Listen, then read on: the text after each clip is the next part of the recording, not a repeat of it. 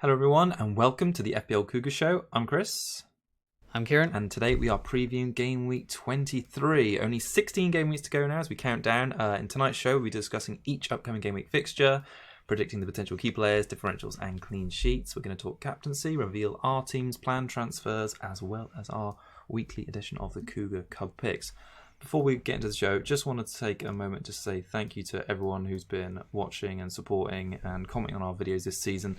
Kieran and I do read everything, and it means so much to just see you guys enjoying the videos, really. So, yeah, thank you for that. And, Kieran, you want to add any more on saying thank you? It's like double thank you. Just appreciate it. All the conversations I have with people on Twitter and everything is, it's great. So, yeah, keep it up, I suppose. Yeah, really like we will. Yeah, definitely. No, I really like it. Yeah, in terms of keeping it up, we are doing exactly that because we are going to be previewing every game week from now until the end of the season, as we have been doing. So, be great to have you with us on YouTube or Twitter. Our handle there, if you don't know, is at FPL Cougars, or one word. So let's get into our game week review from game week 22. Kieran, you had a blinder of a week thanks to your transfers. Do you want to say what happened? Yeah. Right. So I got 79 points, which is obviously nicely above the average of 57. I went from 73k up to 35k, so a 40k-ish green arrow, which is obviously really nice. So yeah, getting up there now and making the right sort of moves are all sort of paying off. So yeah, the big move I suppose was me bringing in Mahrez for Ali, and obviously Mahrez on fire with a 17-point haul. Massive. So shame I didn't captain him because I did sort of think about it, but obviously the issue of him maybe being rotated was there. So yeah, sure. But yeah, happy to have brought him in at least, and yeah, that if I didn't have his points, it would have been a pretty low week, and it might have been a red arrow. So, yeah, happy enough. Ryan 3 points, Lundstrom 6, Sidibe 6. All my backline was 6 points. TAA as well. Bench Sionku for Lundstrom in the end, which obviously worked out. Yeah, nice. No bonus for Sidibe and a clean sheet is a sad face there, but never mind. KDB with the 9 points, probably should have captained him in hindsight, but never mind. Vardy captain with the assist at 10 points, which is nice. Keeping hold of Tammy, who's returned nicely over the last few weeks when a lot of people got rid, was 6 points in there. And then Rashford, obviously, a lot of people got rid of him as well with the hauls of 2 goals. So, really good. And then obviously Donker on the bench with 10 points, but never really thought about playing him, so can't be mad about that. So, nah. Were you at any point tempted to, or any point sort of like after the weekend, a bit annoyed with Vardy? Did you feel a bit let you down? Because I sort of look back at it now and think it compared to, I don't know, Rashford, Abraham and De Bruyne, perhaps on paper, they had some better fixtures, and I don't know, I just felt like Vardy was maybe too safe, and it's that 5-pointer against a sort of informed Southampton team looks a bit like missed opportunity now.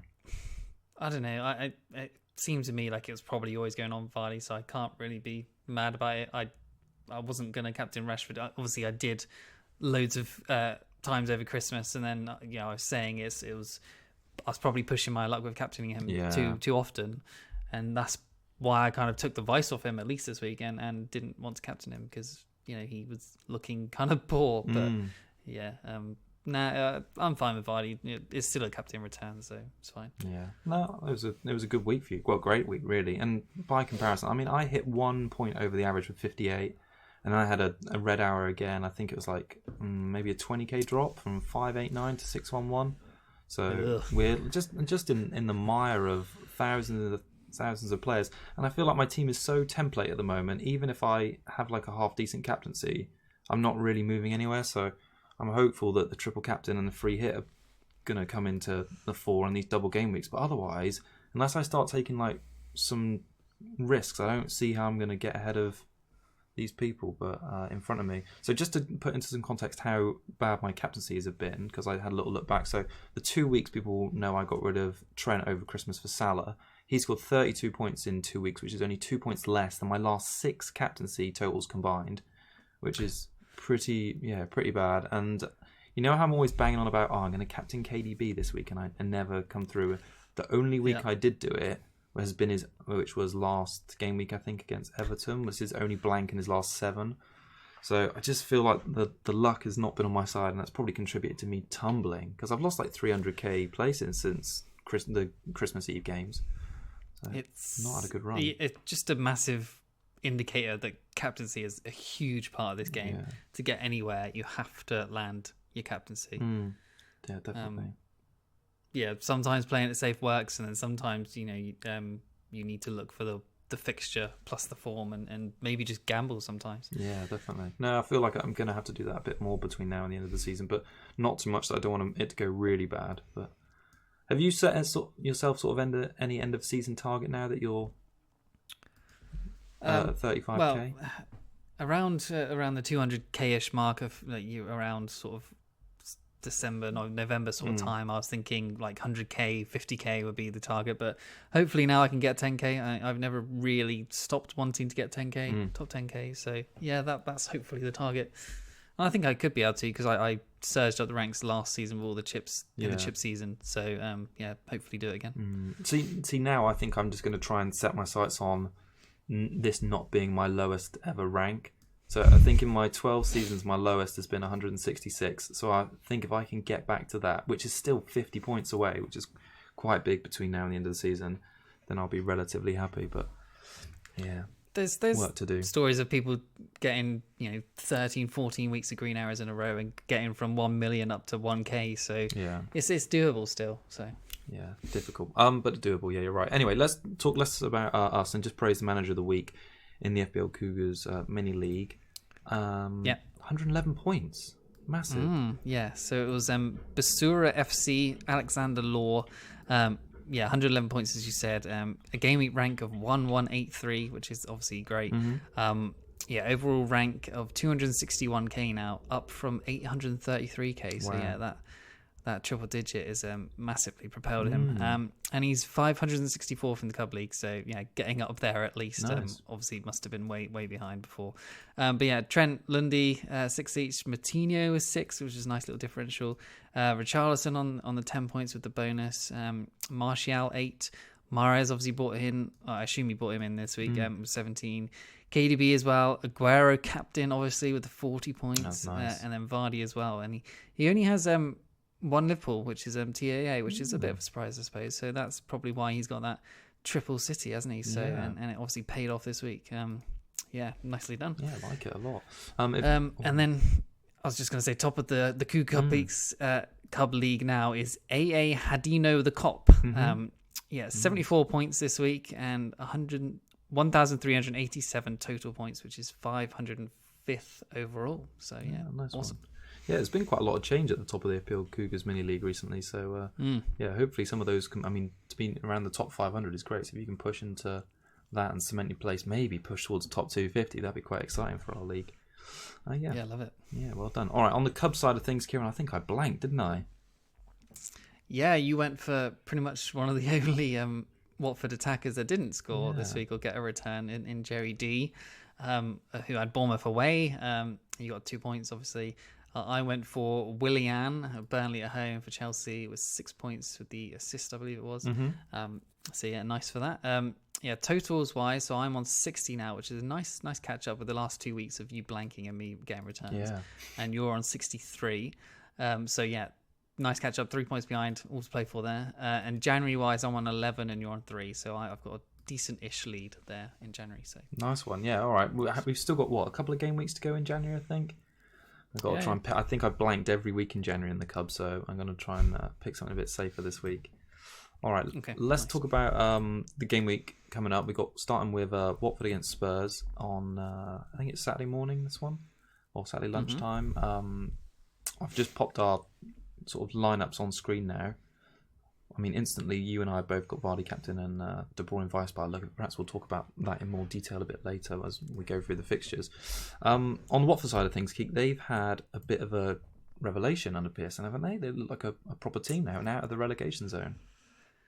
Yeah, last 4 weeks their XG is 7 with 9 scored, which is 4th overall, and their XGC is 4.3 with 2 conceded, and that's for 4th overall as well. So they've been on a hell of a run under Pearson, and their expected stats are showing it now. So everyone sort of doesn't really own any of them apart from Sarr, but like Sarr is very low owned as well. So it's they're full of differentials right now. So their fixtures are a little bit mixed. Obviously, there's Tottenham at home game, then Villa away, Everton at home, Brighton away, then Man United away. They're kind of tough, I suppose. But yeah, one player to highlight, I suppose, is Foster, who's done really well recently. He's been a bit of a hero.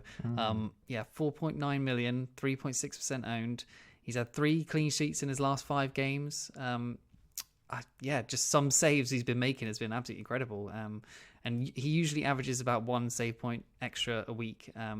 Gets close to that second one most weeks as well. But yeah, I think he's, I don't know, he's nice. At 4.9 million, his price is kind of a high, I suppose, still. Yeah. But yeah, second overall goalkeeping or scoring goalkeeper, you can't really go wrong, I suppose, if you've got that extra cash and your squad value is high. He looks good right now. So yeah, well, you consider he's been playing for a team that's been like in the bottom 3 all season. He's been he's been racking up the sort of, like you say, the clean sheets with bolstered his score. But he's always good for, like you say, heroic saves to boost his score up. And those stats for Pearson and Watford, I sort of look at those next maybe 4, maybe even 5 fixtures and say, due to what good form they're in, I don't really see them being troubled by too many teams or like getting thrashed by too many teams, if that makes sense. I think Spurs at home, they're going to be really confident this week. Yeah, I can see that happening too. I feel Tottenham are in a bit of, not really trouble, but I mean, without Kane, they're maybe a little bit more toothless than they'd usually be. And Watford in such great form, I could see them pulling off a result here. Yeah, and obviously Spurs struggled. Well, maybe not struggled, but against Borough in the replay on Wednesday night, I think. Yeah. Well, they got 2-0 up, and then they still conceded one. So I think Watford could score here for sure at home. London derby, I suppose. Yeah, and obviously someone else to mention quickly is Deeney. 6.2 million at 1.2% owned. Yeah, so again, massive differential. 4 returns in his last 5 games. 9 shots, an XG of 2.29, which is really big. An XA of 1.46. 3 big chances, 9 key passes, 2 big chances created, 3 goals, 22 points. And obviously these stats are really good. And, sort of players like Rashford and Tammy and stuff, when they were posting like 2.5-ish sort of XG, we were all clambering to get them in. And Deeney's posting that over the last 4 weeks. He's doing great. So should we be considering him? Maybe. I don't know. He's cheap, I suppose, but I nearly got him in, didn't I? A couple of weeks ago, I was saying, he was one of the options for my Rashford out to sort of fund getting Trent back in, but I didn't go for him at that point. I found last season you just don't know what you're going to get with Deeney. Like, he is the talisman of Watford. He is on penalties and he's going to be playing most of the games. But at the same time, he can do something like berserk, like throttle some guy, and then he's like banned for 3 games and you're left shouting at the TV. So I think you've got to take your chances with Deeney. Maybe when he's got some softer opponents up at home rather than those. Although he's fine. I think sometimes he comes across he's a bit too fired up for the big games. You know what I mean? Yeah, that's fair enough. Yeah, and I think he seemed kind of lucky for those.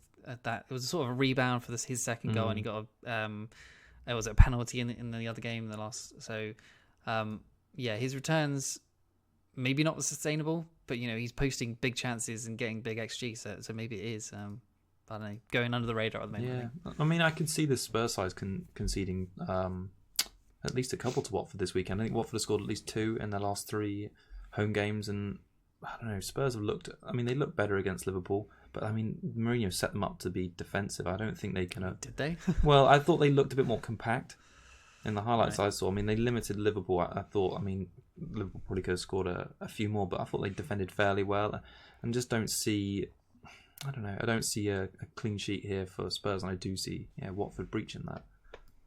Yep. In terms of Spurs' attacking output, it's totally dried up. So they've had 5 big chances in the last 4 games, which is the 3rd worst in the league. And they're overperforming their XG at the moment. They've had 5.6 expected goals in the last 4 and scored 4. So, I'd expect that to sort of regress a bit to what the underlying numbers are suggesting. Dele has just totally gone off the pace. So he's had 1 return in his last 6.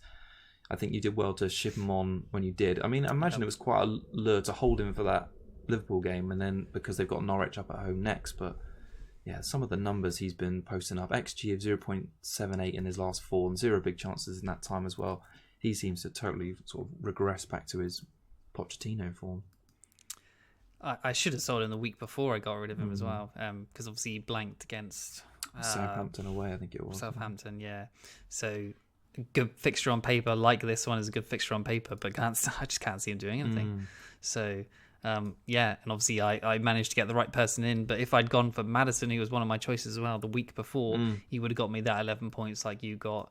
And I wouldn't have considered Mahrez at that point as well, because I would have obviously had Maddison in. So, yeah, I suppose it's worked out overall, I guess, like maybe like 5-6 points up overall, assuming Mahrez plays this weekend. So, yeah, it's fine. But, yeah, I don't fancy Delhi to do well from now on, really. No, I think you've got to be thankful for Delhi as well, because when Son got that red card, there was a big temptation for you to switch Delhi to Salah.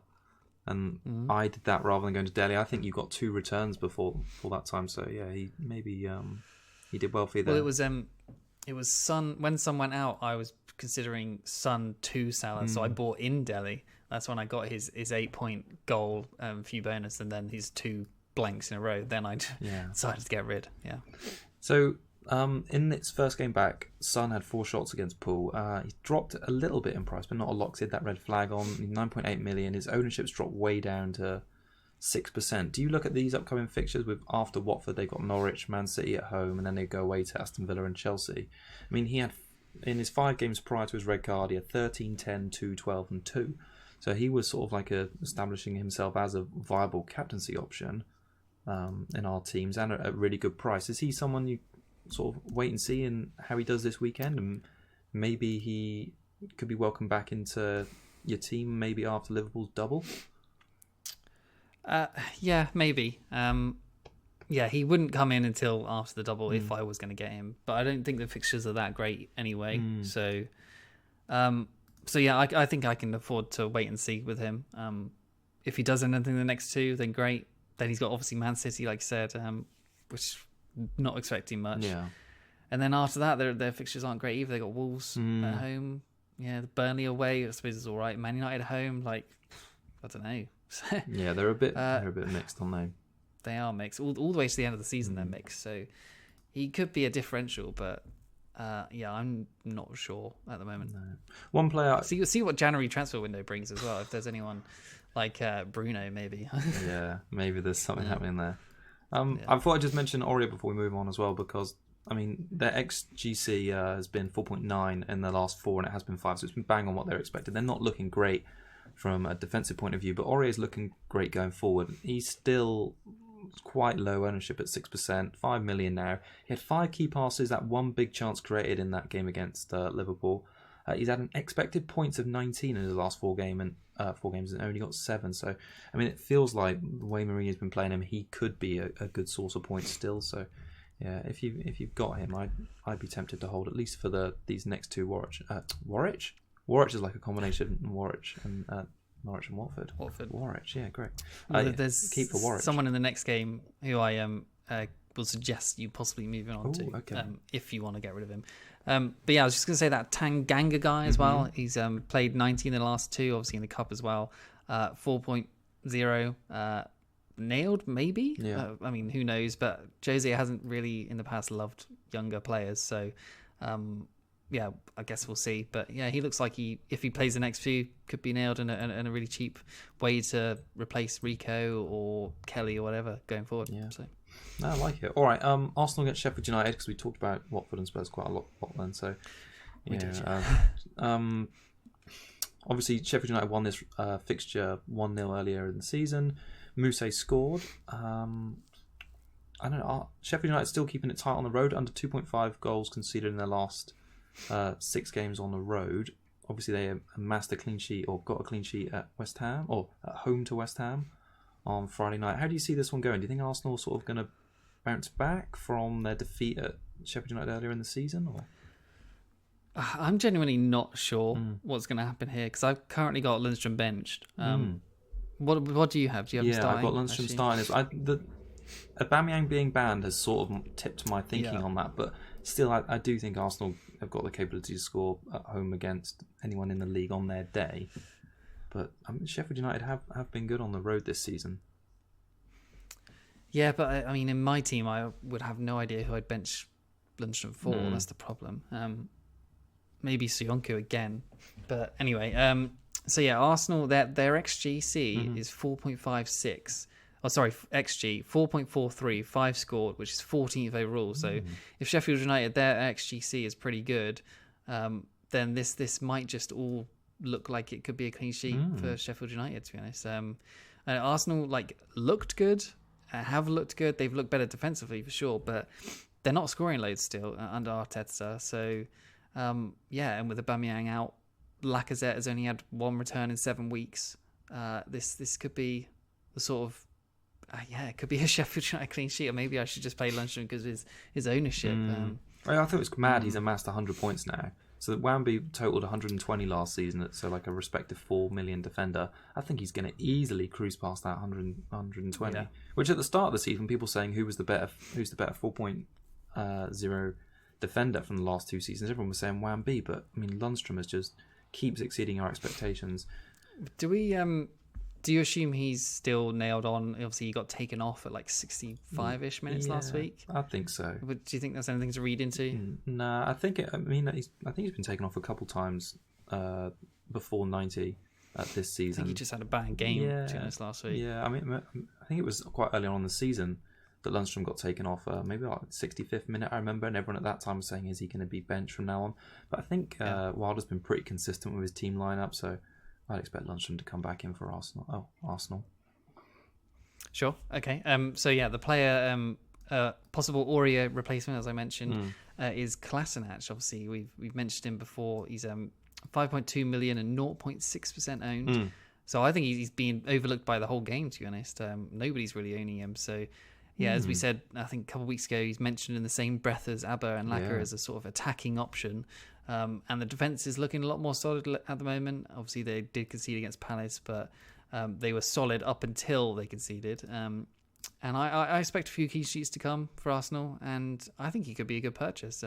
If you're looking to get rid of Aurier or someone like, what was I going to say? Someone that's a DB range, if you have that sort of 5-point-ish defender. Obviously, they've only got 2 top 6 sides until Gameweek 33, so that's a massive stretch still. That's over 10 weeks for them to only play 2 tough sides, really. I think there's points to be made from this Arsenal team, but it's figuring out where. I mean, Lacazette as well, he's 9.3 million, 1.9% owned. Again, pretty overlooked. Yeah. With Aubameyang suspended for the next 3 games, should be nailed on. Played pretty much 90 minutes in the game since Arteta joined. Central role, but he's only had 1 return in the 7 weeks, as I said. Only 9 shots, only 1 big chance, and only 1 assist. Doesn't inspire you with confidence, does it? If anyone needs to step up, it's Lacazette. I mean, someone like you who wants to, go up those ranks, you might be someone to look at. Yeah, no, it could be. I mean, to be honest, the person I'm really looking at is McBurney on the Sheffield United side of things. Okay.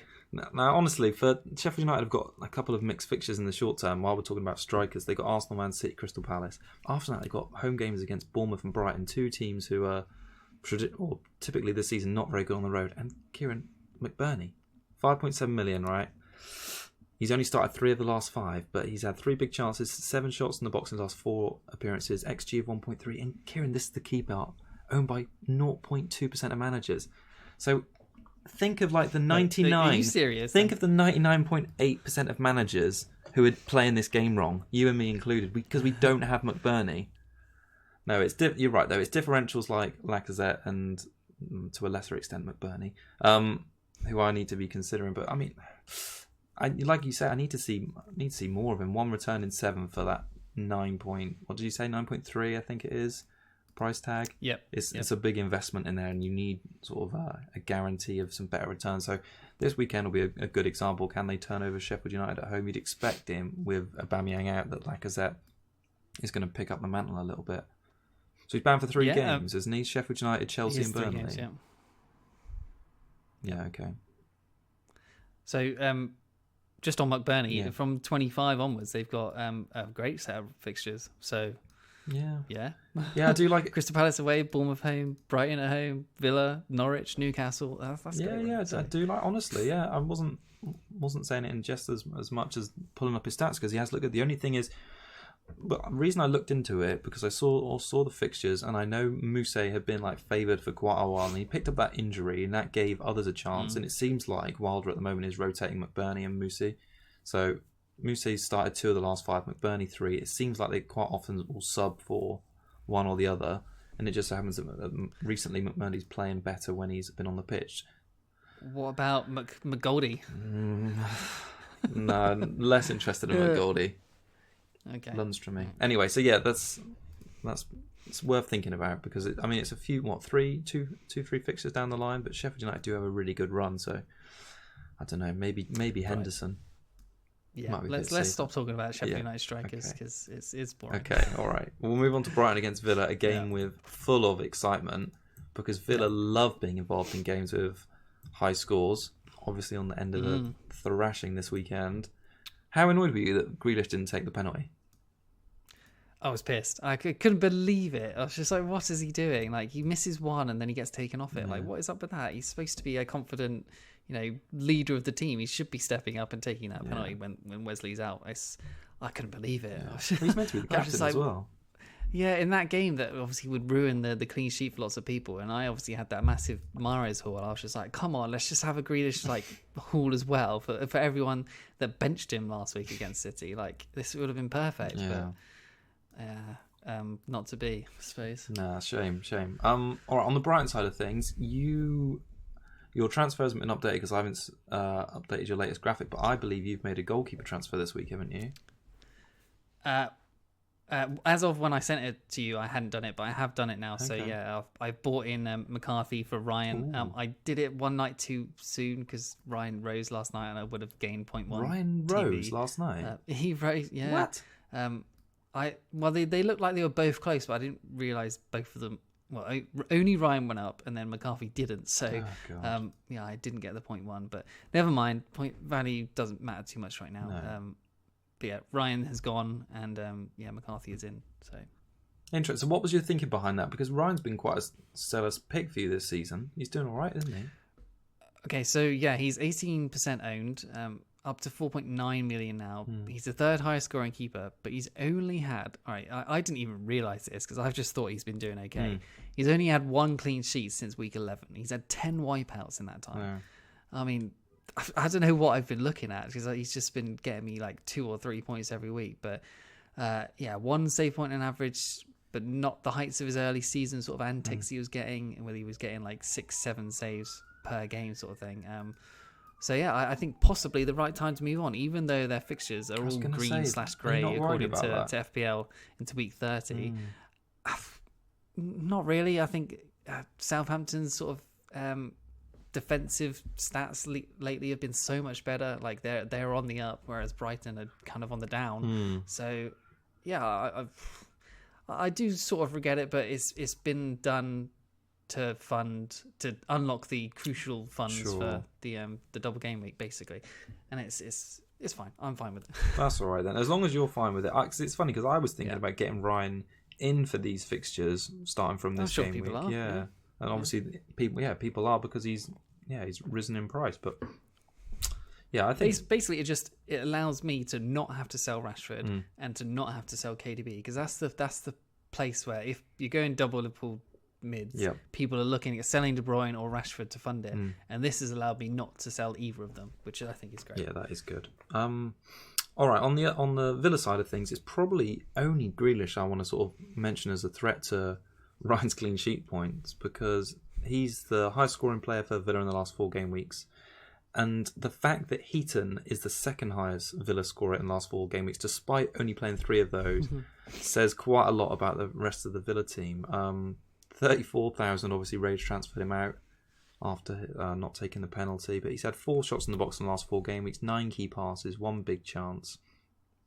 His 9 key passes, the 4th highest total of any mid in the game in the last 4, and that blank against Man City was his first blank in 5. So I think people who are moving him on probably seem it's a bit I don't know, a bit of a reaction, because I think his fixtures are still good. Brighton, Watford, Bournemouth, Tottenham and Southampton. In his last 5 away games, for instance, he's averaged 5.5 points per game. Now, I would happily take 5.5 points this game week from Grealish. Absolutely. So despite that blank, I thought he looked all right against City still. He was fun to watch. Didn't get anything, but I still thought he looked okay, obviously in a hard game, and I expect him and Villa to score in this game.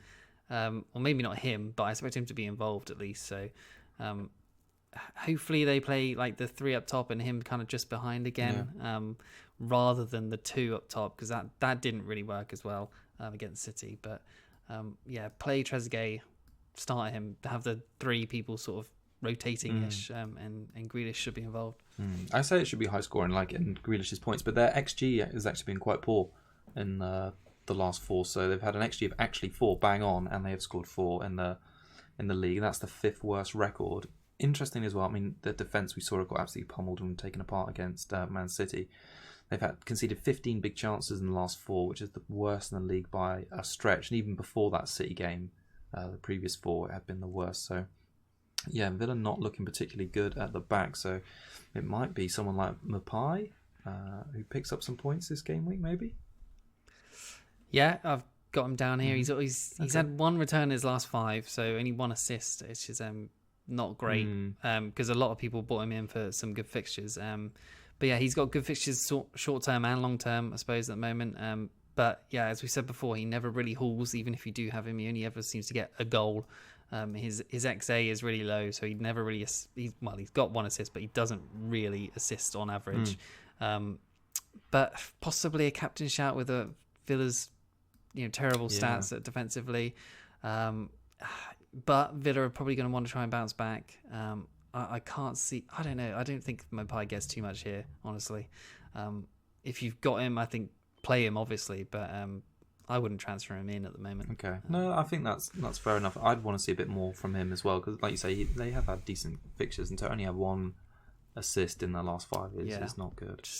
He's just not doing enough. All right. Well, let's skip on and talk about Man City Palace, unless you've got any more to add on that one. No. Okay. All right. So off the back of this 6-1, you've still got Mahrez and KDB. I've just got KDB, and the lure to captain him is tempting once again. I don't know. What are you doing with your 2 C players this weekend? Are you going to captain either of them and double down on your good move? Not at the moment, I don't think. Okay. I think it's sticking with Vardy for now. But yeah, I just have to be worried about rotation again. Will Mahrez play? Hopefully. I mean, they've got a full week off until this game. I think he's probably made his way into the first 11, preferred first 11. Played a little bit deeper when KDB went off this weekend, but he still got an assist while playing there. So and that won't be too often because KDB's nailed, isn't he? So 6, 5, and 17 in his last 3 performances or games. Man's on fire right now. 10 shots, 1 big chance, an XG of 1.03, an XA of 1.74, 2 goals, 3 assists, 7 key passes, 3 big chances created, and 29 points. So yeah, he's offering the lot right now. And obviously City have been keeping a few clean sheets as well. So yeah, bonus, extra point for clean sheet. It's all there for Mahrez right now. So like him, and hopefully he plays this week. And I'd be, if you're thinking about bringing Mahrez in for this week, I probably wouldn't, honestly. I think that's a bit risky because he is rotation risk. I don't know, if you're thinking about keeping him long term, then maybe keep him in, but I wouldn't bring him in this week. I think it was probably last week to do it. But yeah, KDB, I haven't really got any stats on him at the moment, but he's looked good too. It's still consistent. That assist for that second goal, his second assist was so nice. But yeah, I suppose Aguero is someone to mention. Obviously, 11.8 million now, 13.2% owned. He's the sort of differential you want to be captaining, isn't it? Yeah. And if he's fit, starts, plays more than 60 minutes, he'll usually haul, right? So 3 goals and 1 assist in the last 4, even though he's barely played. And obviously he got, it was 3 goals and 1 assist in that game. Sorry. Which is obviously massive, 20 points. His XG is 1.88, 4 goals, 3 big chances, and 29 points. And he's played 2 games less than most people. So crazy numbers. Love a fit Aguero. Wish he did this for me when I owned him, like back towards November time, I think it was. But yeah, Jesus and Aguero starting together is interesting. Yeah, it was. Probably because of Sterling's sort of loss of all form at the moment, I guess. It's strange, isn't it, what's going on with Raheem at the moment? He's just, I'd say this whole season, he's not really lived up to what he did last. Yeah, 100%. Maybe that first game week, obviously, he got that huge haul and there was such a big swing to get him in. But since that, it's just been so sporadic and he's played well for England, but for City, he's been just quiet on the periphery all the time.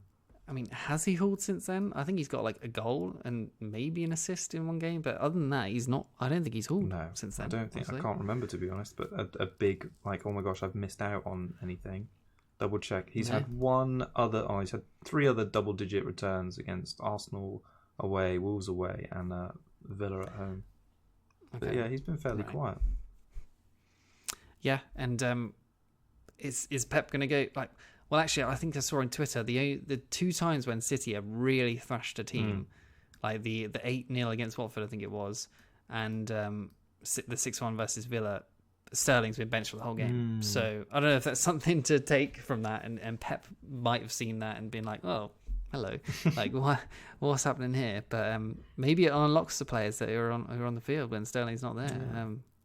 Don't know. Yeah, well, I think Mahrez, after those haul at the weekend, now has more attacking returns than Sterling does for this whole season. I think he's only 4 points behind him overall total points as well. So yeah, I don't know. It's been a strange one. I'd be interested to see next season, if this sort of continues until the summer, how they price him. Because I think we know he's got like a big point season in him, but he's really underperformed this one. Yeah, and obviously KDB next season, he's not going to be 9.5. Was it 9.5? Yeah, I think it was. Yeah, he'll probably be up to like 11 mil again. I would imagine. Yeah. On the Palace side of things, they obviously came to the Etihad last season, pulled off a pretty famous victory. They were 3-2, that Townsend stunner goal.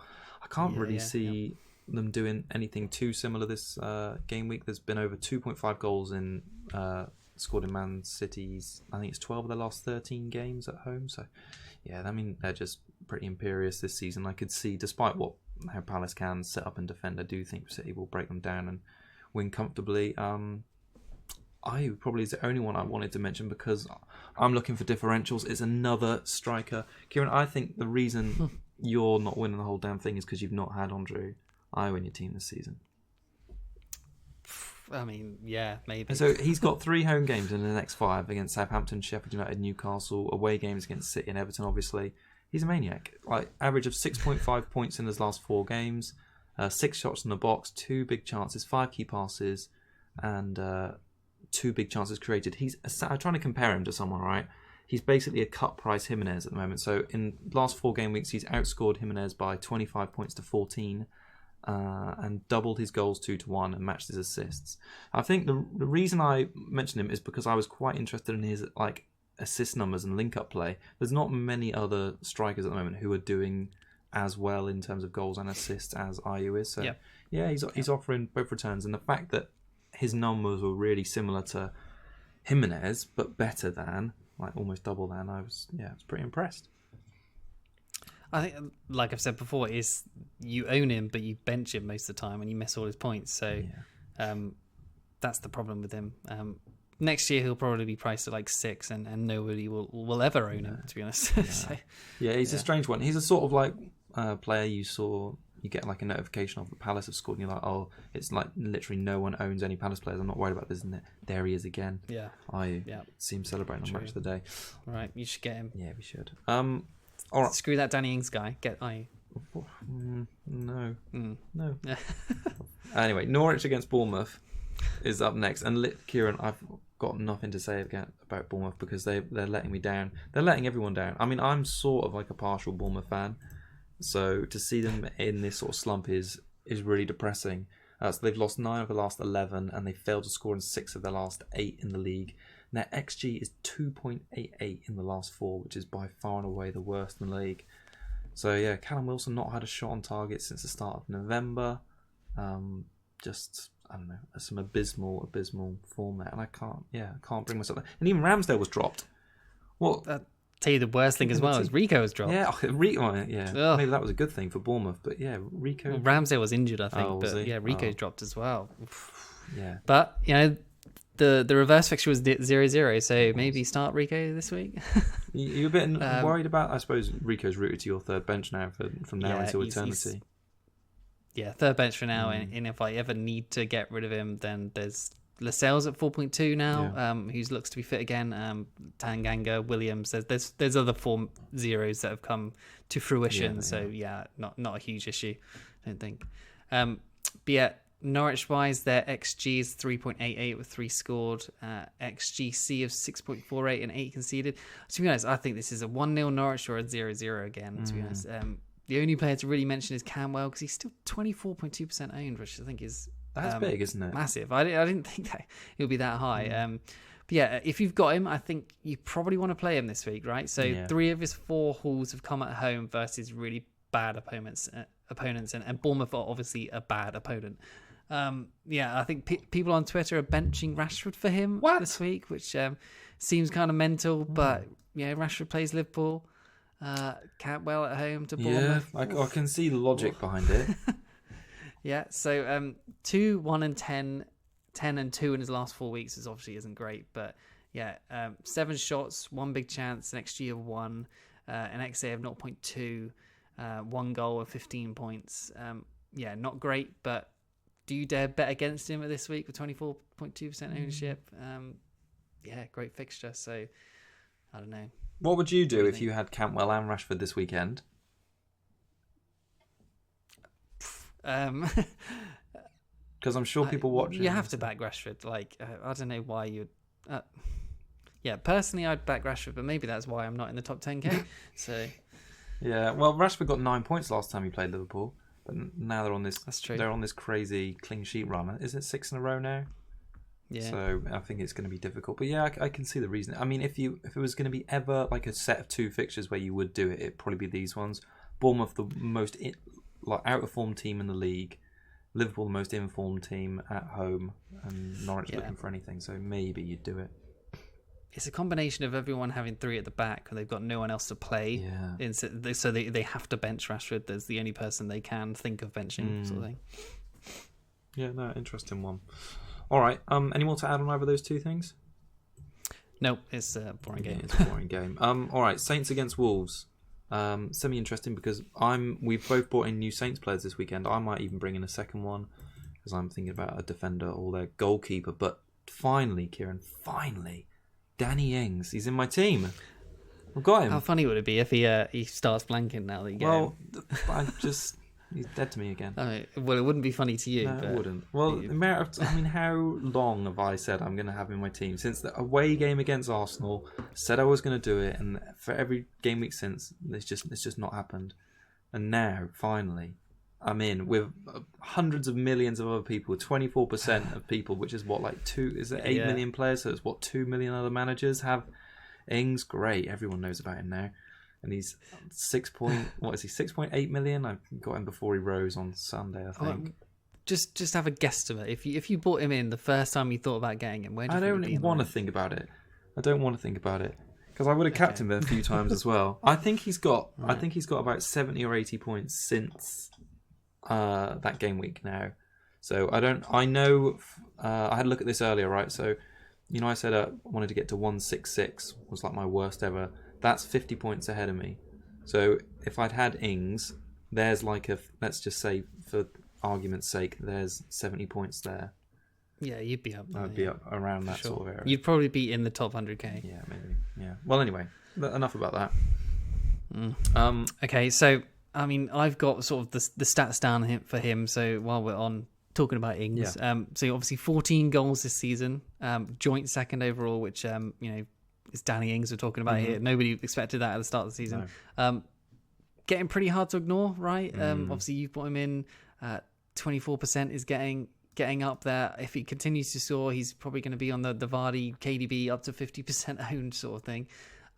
So I'm still not planning to get him in at this point. But I don't know what you don't like about the guy. No, did you see his back tattoo as well? I saw a unicorn tattoo piercing his nipples, that was interesting. No, I didn't see that. Yeah, it's on his side, and it's like the unicorn horn is like up on his nipple. What? So that's fine. I didn't see that. Anyway, okay, yeah, all right. So since week 12, he's only blanked twice, right? So I'm going to read out his scores: 7, 6, 9, 9, 8, 2, 13, 1, 9, 9, and 5. And he's been the highest point scorer in the game since week 12, ahead of KDB, Rashford, Vardy, all those guys. Loves a goal, and obviously 3 bonus, which Tammy is the sort of similar person who gets a goal and then never gets bonus, whereas Ings, he's getting the goal and he's always getting 3 bonus. So, that's a bonus, obviously, as well. Last 4 weeks is 17 shots, which is first of all forwards. XG of 2.94, which is first. Big chances 5, second overall. 4 key passes, 1 big chance created. An XA of 0.59. Yeah, the guy's on fire right now. I should be getting him in, but like I said with Deeney's stats earlier, when people are posting that sort of stuff, he's not a Deeney, Kieran. Everyone on him. He's not a Deeney. Well, no, I know, but Deeney, but he's got his 2.5 something XG, and Ings is on 2.94. Like, it's like I probably should get him. I don't know. I'm waiting until at least 26. That's my point. By then he's going to be like what, 7.5 million.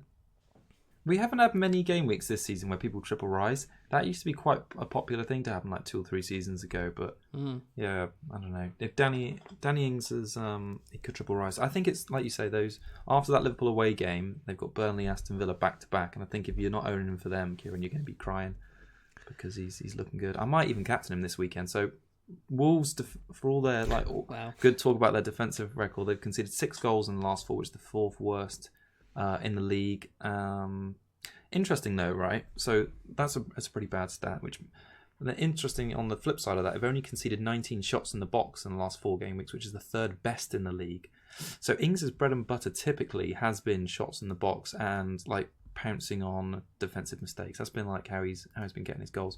So it'll be interesting to see if, I don't know, Wolves is, I suppose, their setup and the way they play, i.e. restricting teams to shooting from outside the box, has an effect on Ings this game week. So despite me joking and saying I'm going to captain him, it's that stat which puts me off it. Well, he had 9 shots or something against crazy. Leicester, wasn't it? Was it 9? Yeah, I think it was crazy. Right? And Leicester have been historically really good in defence this season. So, and if Wolves look the same, then why can't Ings do it again, right? Yeah, no, I think I've actually got some good stats that prove Leicester's defence has fallen off a bit recently, which is why I'm sort of considering selling Soyuncu despite their fixtures. So, it maybe wasn't such a surprise, but I don't know. It'd be interesting to see how he matches up against Wolves. Like I say, they've conceded goals, but they've not been typically from inside the box or shots from inside the box. So, yeah, we'll see about that one. On the Wolves side of things, Jimmy has had 1,000 transfers out this week so far. And it's Ings at the other end who's had 2,000 in. Jimmy's no returns in 3, which has only done... K, you mean? Sorry, what did I say then? 200... Oh, K, K, ins. not 2. Yeah, Sorry. So Jimmy's had... You missed the K. Oh, 200 in would be really good. So Jimmy's had no returns in 3, which he's only done once before in this season, which was between game weeks 5 and 7. But I think if you've got him, you've got to stick with him because he's one of those players that are just going to pick up returns over the course of the season. So after he blanked in those 3 game weeks from game weeks 5 to 7, he went on to score 37 points in his next 5 games.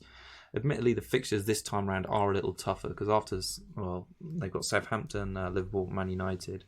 But I think and Leicester. Yeah, then Leicester. But maybe don't be so hasty to move on Jimenez. He does like a big game, and I can see him doing picking up where he left off. Let's say after game week 7 and put some similar returns on the board. Can you see him doing much this week? Obviously, Saints have got the 3rd best XGC overall at the moment. So, well, he has been quiet, but I know, I think Jimenez is one of those players, and he is just gonna come through. And he hasn't I was quite surprised to see that he hadn't blanked more than sort of 3 times in a row this season. So I think I don't want to say he's due because that sort of seems a bit of a myth sort of thing to say, but Saints clean sheet this week. Maybe. I think Jimmy's going to score this weekend. How about that one? Okay, you shake your head. No. All right, so... You know my calls recently. They've been good. They've been good. All right, we'll back it. We'll double down on the Southampton defence. We'll double up. Yeah. Have we got any more to talk about on this game?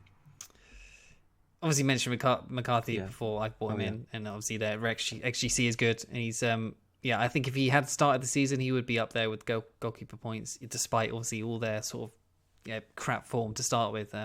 He's looking good, so I like it. And they're obviously XGC is really good, and they've got great fixtures coming up. So happy to jump on. Yeah, actually, I had a sort of lineup about my Jimenez, right? So with his points and how he'd scored 37 in the 5 after his 3 blanks. His recent form, right? This is sort of going against everything I just said about how he could score this weekend against Southampton. Doherty's had more big chances, 3-2, than Jim in his last 4 game weeks, and has also got a higher XG. So maybe I'm thinking about the wrong Wolves player here, Kieran. Maybe Doherty. And he's been looking good, but it's so many defensive options for him. And with Liverpool double coming up and their sort of rough fixtures, I don't really have a place for him in my team, sadly. But he's a nice little differential. All right, should we move on? Yeah. Cool. All right, West Ham are playing at home against Everton in the game that no one's really excited for, except maybe Sidibe owners, aka Kieran. Yeah. Sorry. Yes. Go. Okay. So Fabianski obviously got injured. A lot of people brought him in for the double. That is annoying, isn't it? But the news seems to be that he's injured, but he's not definitely out of the double so far. It's not a reoccurrence. He hasn't sort of hurt anything more, so possibly misses this week. Maybe Leicester, and might come back for the Liverpool game. So I think if you did get him in, you should probably just get rid. But he's not definitely out of the whole double game week. Might just be a single for him. And then after that, I think their fixtures are okay-ish. I can't actually remember, but anyway. So Felipe Anderson is someone I want to mention. The troll of last year, you should attest for that. But 6.6 million, 3.1% owned. His average position over the last few games has been higher than Haller's has, so that's pretty good. 6, 8, and 2 in his last 3 games, 16 points, pretty good. His stats are kind of awful, but 3 shots, 2 big chances, 1 goal, 1 assist. So yeah, he's been clinical. If you have the transfer for him, possibly for a Grealish replacement for the double game week, I mean, why not? If you have that sort of funds, like 0.4 in the bank or something, I think could be worth it. I could see him being the trolley kind of person. He ruins a Liverpool clean sheet or something like that. So, yeah, I think possibly owning one of them, if you have the transfer to do it, is worthy or is worthwhile. So he's probably going to get at least 2 points, right? So is anyone else got a better fixture with 2 games? Are you going to gamble on him? I won't have the fixtures, the transfers to be able to do it, and I'm not saying take a hit for him. Definitely don't do that. Only if you have a free transfer to be able to do it, then I think it could be worth it. But yeah, it's not a bad shout. I mean, I've just totally ignored West Ham as a double game week. Same really, but but it's maybe, I mean, just because the fixtures are so tough and their form is so bad. Do you know, actually, I saw noticed this the other day that West Ham have basically, Haller is West Ham's highest scoring player this season with 77 points, and that is the lowest highest scoring player, if that makes sense, of every team in the league. Yeah. So I mean, they've not been a good source of FPL points, like consistent FPL points this season, and it's a shame really, because they do have quite a lot of exciting attacking talent. It was who was it earlier? So after Anderson, it was Yarmolenko, wasn't it, who looked a bit of form, but it's been really mixed for them. I think if Fabianski was playing, he'd be far and away top of the league. But difficult for them. On the Everton side of things, you must be so happy with Sidibe, right? So he's got 25 points in his last 4, 1 shot in the box in the last 5, which is obviously not great for a midfielder or a striker, but for a defender, that's not a bad number. You pin your hopes on 1 shot in the box in the last 5, and he's averaged 5.8 points per game in the last 6 starts. So that's essentially a cleaner in the last six games. So it's looking really good. And I was actually surprised to see, Dean picked up that assist this weekend. Yeah, that was only his 4th of the season. Like, we all backed him at the start of the season. It was like Dean was going to be this, I don't know, attacking fullback to match what Robertson and Trent are doing at that price. But he only just matched Sidibe, who no one had mentioned this past game week. So yeah, it's surprising how that changed quite a lot. I think his ownership in game week 1, when you and I both started the season with him, was about 30%. But yeah, he's been a real letdown actually. 5.7 million now. Sidibe, Sidibe, 2.3% owned. Still nobody really getting on him, and he's been great value. Probably one of the reasons why I've done well recently, because not many people have got onto the Everton defence either. So, and they've got good fixtures. The next 4 are great still. So I can see at least 2 clean sheets coming. Ancelotti is obviously doing work for Everton at the moment. They probably need few more goals, but defensively they're sound right now. So no, they're looking really good. They were also looking good up front as well. So they fired the most shots in the league in the last 4 game weeks. Second most shots in the box with 44. Obviously, averages out 11 per game. Kieran, that's some maths for you. DLC and Richie, comparing those two, because I feel like double Everton would be too much, but the fixtures are good. So I tried to drill down who I'd probably rather have. So DLC, obviously the striker coming in at 5.9, Richie midfielder coming in at 8.1. So last 4 game weeks, DLC has doubled Richie's shots in the box with 14-7. He's had triple the amount of big chances with 3-1. His XG's been higher with 2.4 to 1.4, and his XA is higher as well with 1.4 to 1.1. Crucially, though, Richarlison has somehow managed to pip him on points, 26 to 21. But the expected points is actually a lot closer. DCL should have beaten him with 24 points to 23.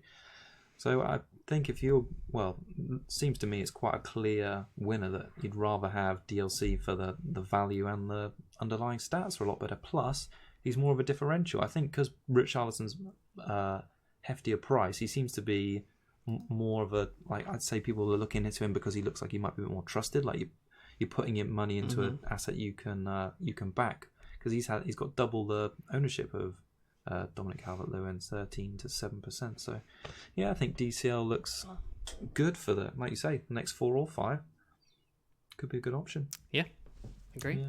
And obviously, Richarlison was obviously someone else I was looking at for the Ali out, as a replacement, and he obviously scored. So I probably the only one that I was looking at Mahrez, Richarlison, and Maddison, and Maddison was the only one obviously blanked. So I could have done well with either Richie or Mahrez. Yeah. So yeah, it was nice. And obviously, I was going to mention Holgate as well, 4.4 still. Yeah. I think value if you're looking to sell Sionku, Holgate at 4.4. Yeah, like it. Yeah, and also as a replacement for Rico, because they're around a similar sort of price bracket now as well. And if Rico's not going to be starting, true, might look to do that. So, all right, any more to add on that one? No. All right. Newcastle, Chelsea, big one for you and me to watch, because I'm expecting Abraham goals, but I just don't want him to score very many. I think it's the last game for him before quite a tricky run. So they got Newcastle away, Chelsea, and then they got Arsenal, Leicester, Man United, Tottenham. Yeah, he's a nice cash cow for the Liverpool assets. He is. Oh, is he? Is that what you're thinking with him? Absolutely. Oh, interesting. Okay, so Chelsea have looked good going forward. Last 4 game weeks, they've had the 4th most shots in the box of 41.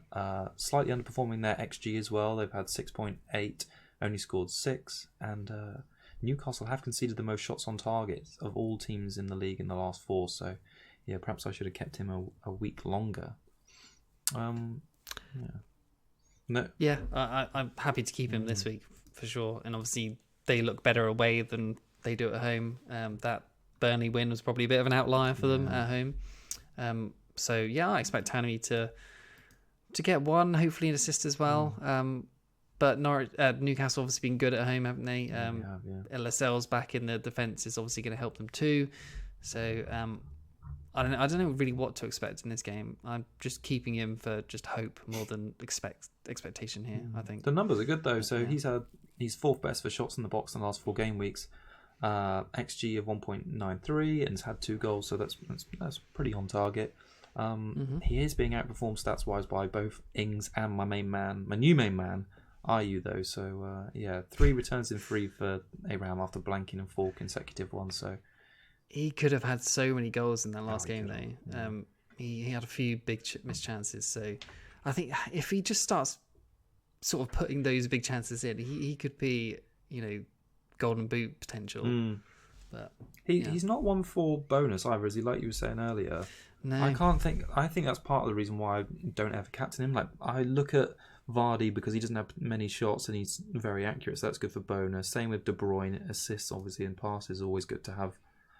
Bonus. Rashford usually takes penalties, and he's always good for bonus. But Tammy, I've had him for weeks, probably maybe since game week 3 or 4, and I must have only captained him once or twice, just because he very rarely gets bonus off a goal. Too many missed shots.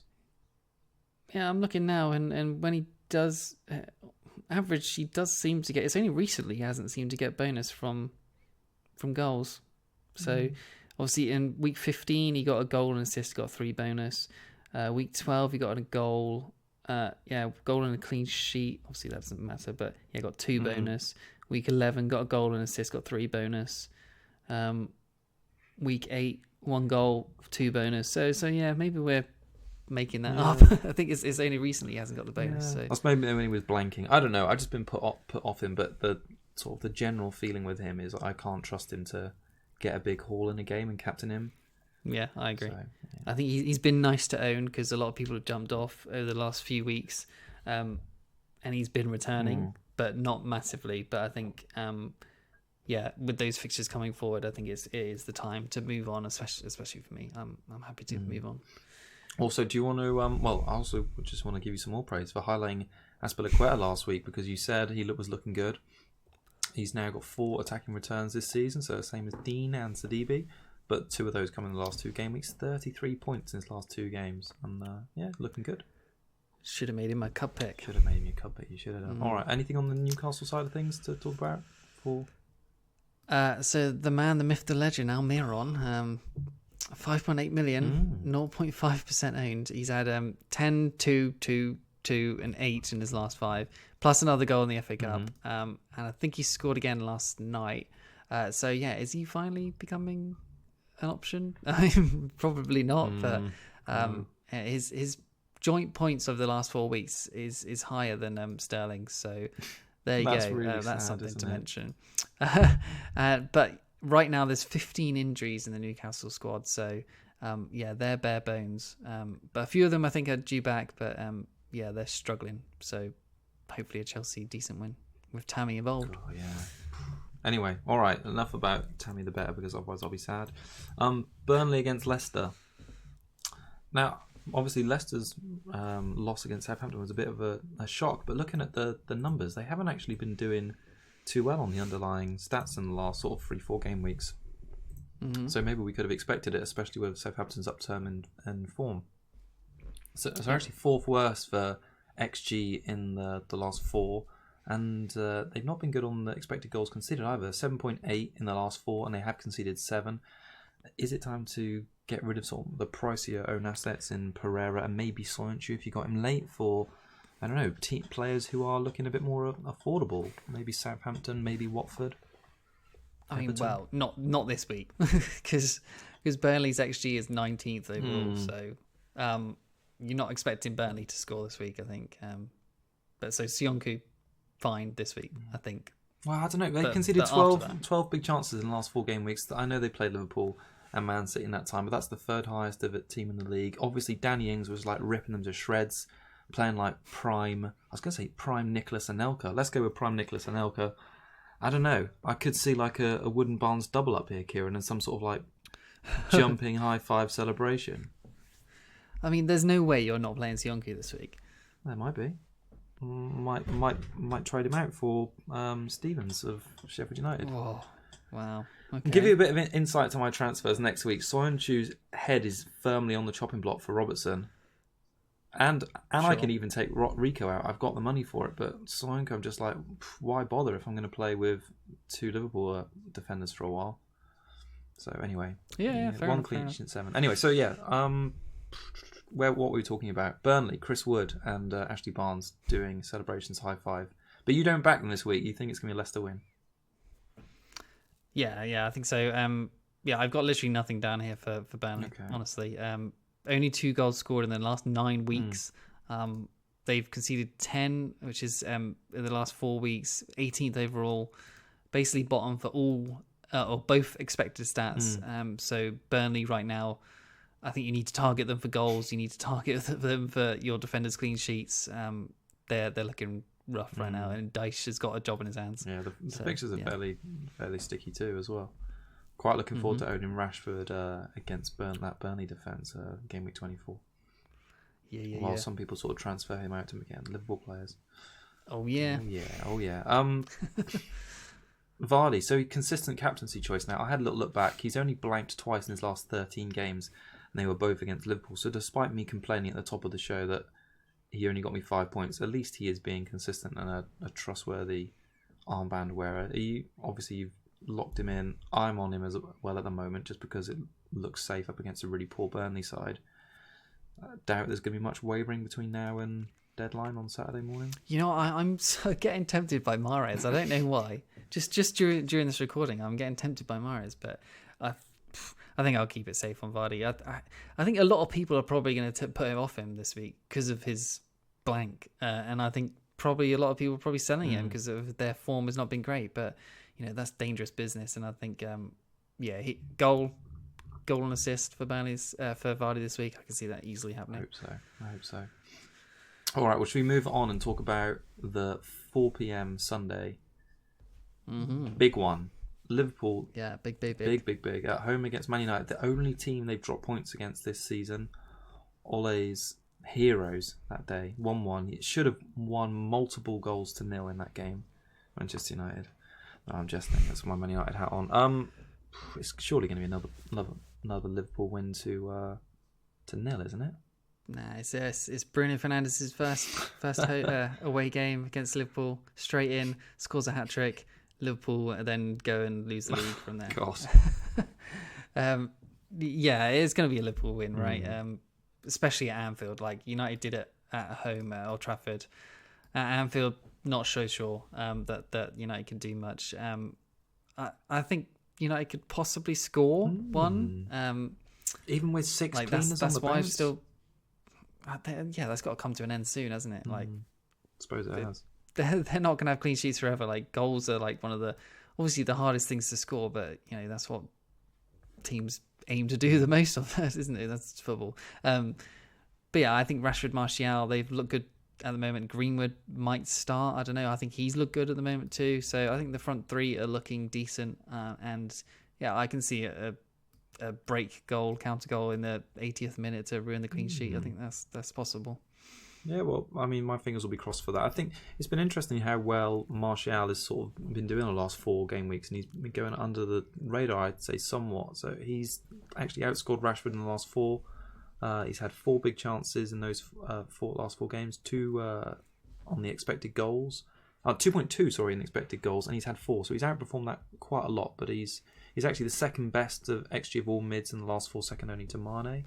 And he's up there in terms of stats performing with Mahrez as well, because he's had 8 shots in the box, which is 4th behind the Liverpool duo and Mahrez.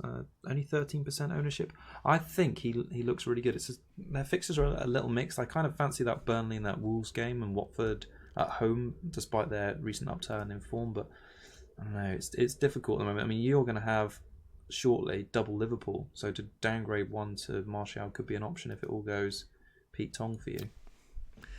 Yeah, I mean, I'm not planning to keep the double mids forever for Liverpool, so it will probably be Salah that goes out eventually, and I've got the pick of anyone. So yeah, I'm happy to do that. And Martial, yeah, he's looked good. So, but can you ever really trust that? I mean, if Bruno does come in, if that is actually something that happens, then that double up could be very tasty. Yeah, because I think he will change United completely into a much, much better team. Yeah, no, I agree. United's attack has looked good recently. So they've had 8.1 XG in the last 4. That's the 3rd best in the league after Liverpool and City. So 10 goals they've scored, so overperformed it a tiny bit.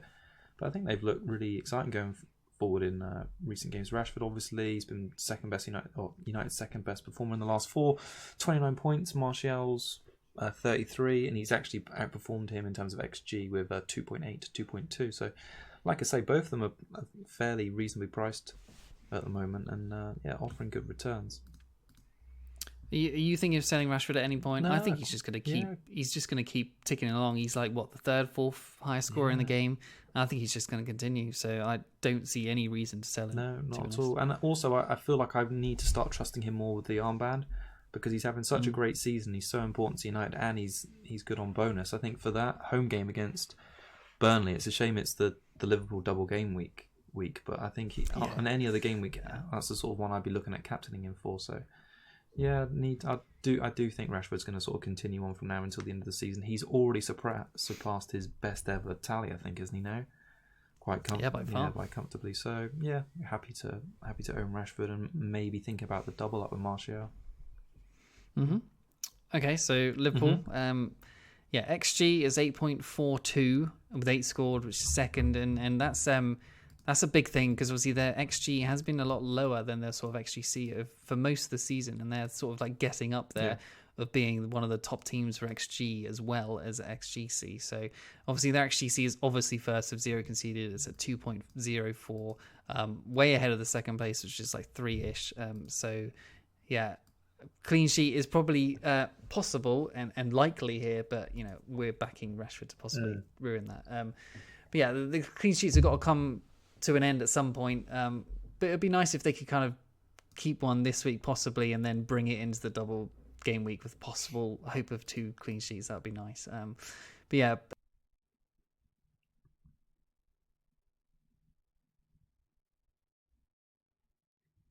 Yeah.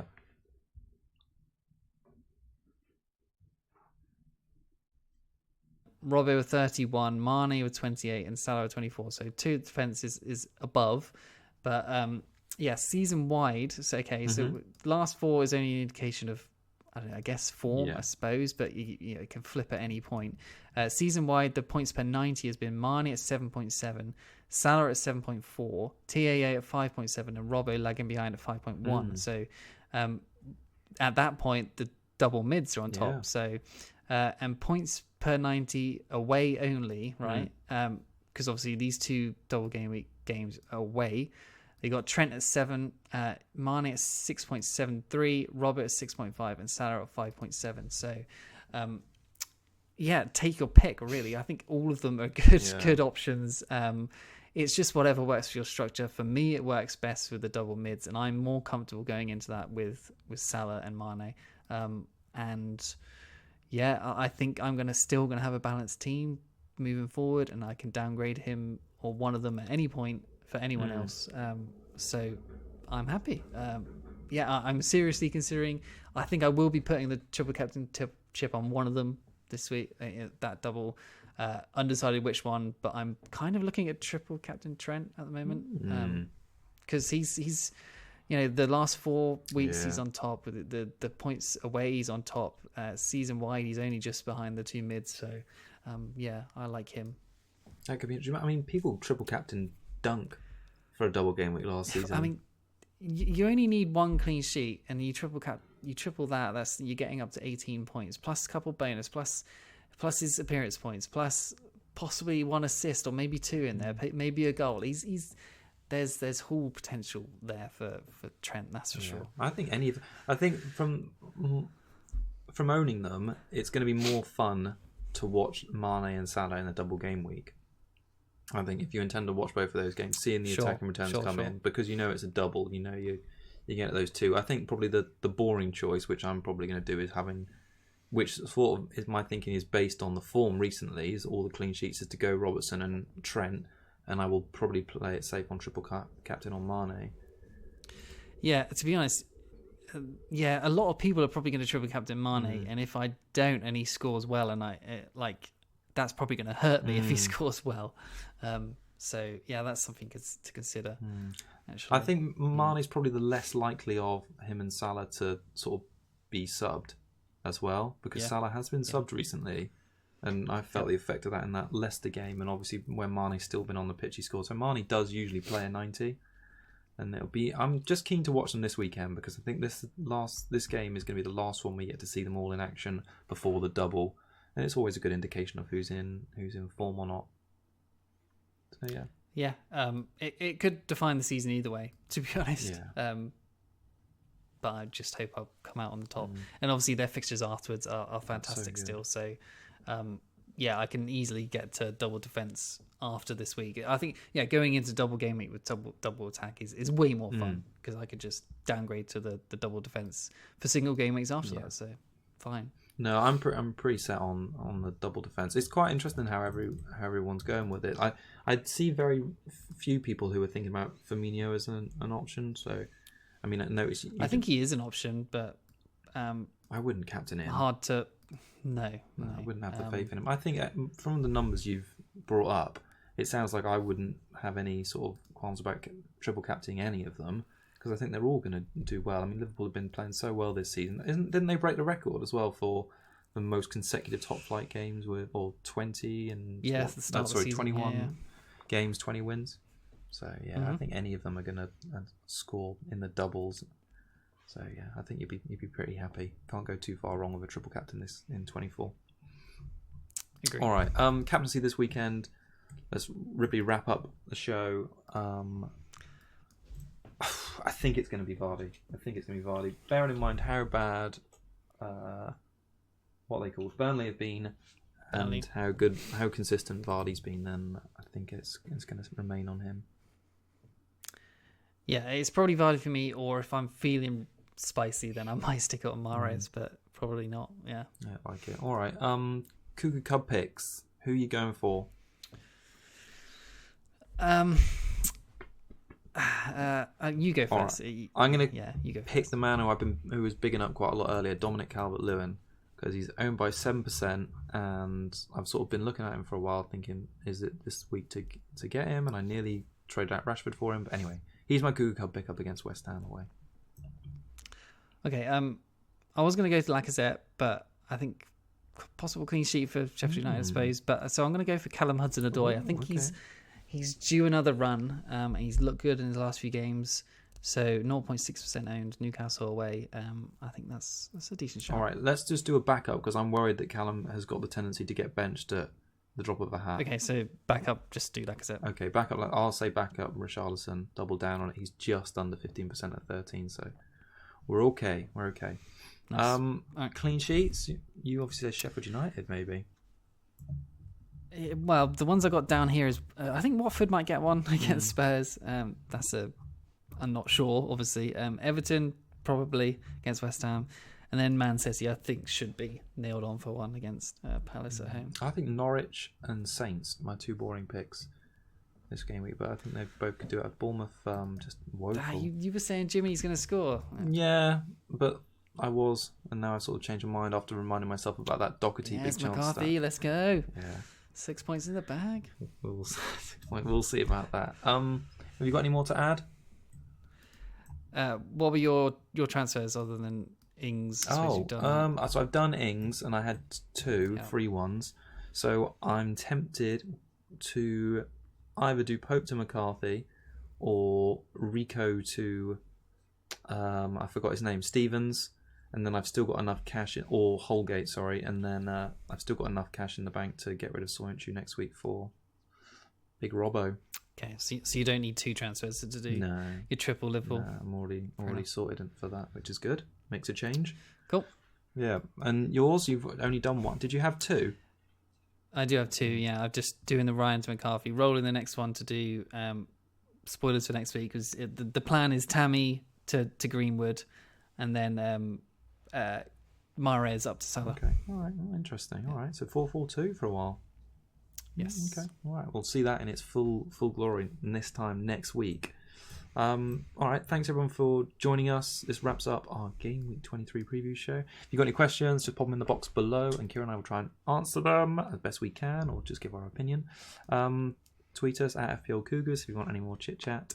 Until next week, it's goodbye from me. Cheers and good luck, everyone. Bye.